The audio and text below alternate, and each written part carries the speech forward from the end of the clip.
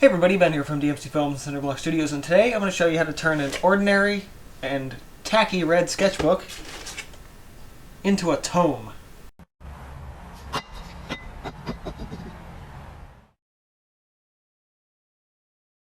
So with any kind of painting or project that you happen to be working on you're using acrylic paint for, oil, or whatever it happens to be, you want to prep your surface first.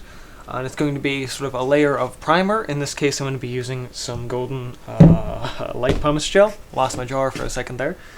But before we even coat that, we want to sand our surface lightly to be sure that it will take the medium well enough and it won't just chip away or peel off.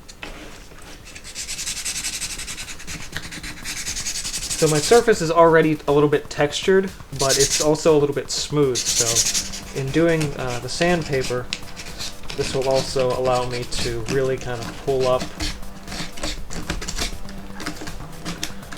the color and be sure that I can actually work on the surface without having any kind of issues. And this is some, I think it's 220 grit. Yep. Sandpaper. I talk about this stuff a lot. You can go as high as 300 and as low as 150, but I think 220 is a nice middle ground for most projects. And sorry Utrecht, I'm going to go right over your logo. Okay, looks pretty good. We're not being super fancy here either. I'm going to get the sticker off here. There we are. Barcode and a thing to tell me there's 75 sheets in here. Who knows, maybe I'll find a way to put that back on when I'm finished. You notice I'm going in between all of these sections of the wire too. That's because I want it to seem uniform. I don't want there to just be this random red strip. Now the inside is going to probably stay red. I'll let that be what it is, because it's not that big of a deal. It'll usually be, when I'm working, it'll usually just kind of be folded underneath. Well, actually, I bet I can just paint the inside. I think that'll be easier. I'll just spray paint it black or something when I'm done.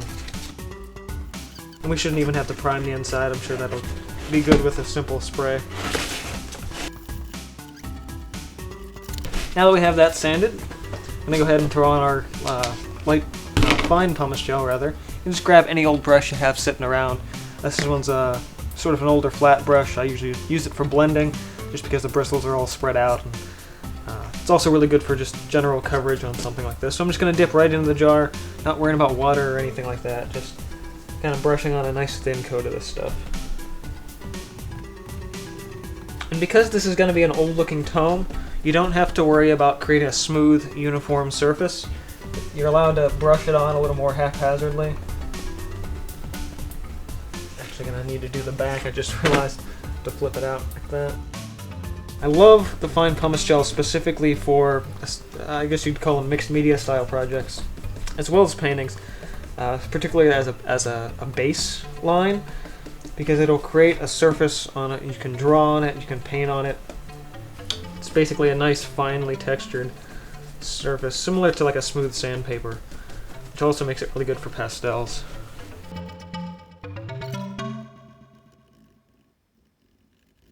Alright, and just like that, we've got ourselves a primed surface.